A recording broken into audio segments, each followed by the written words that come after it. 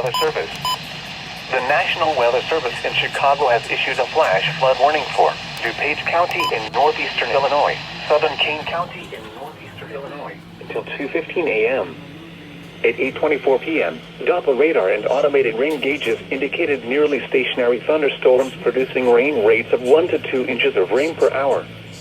Up to 2 inches of rain have fallen near St. Charles. Flash flooding is ongoing or expected to begin shortly. Hazard: flash flooding.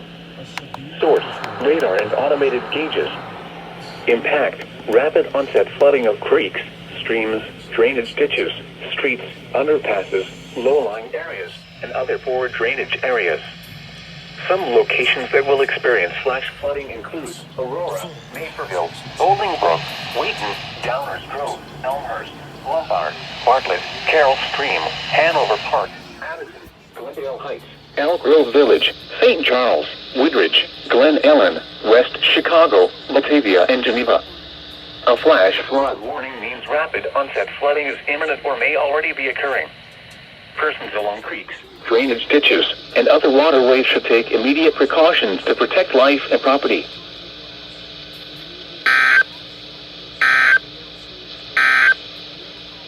This is NOAA's weather.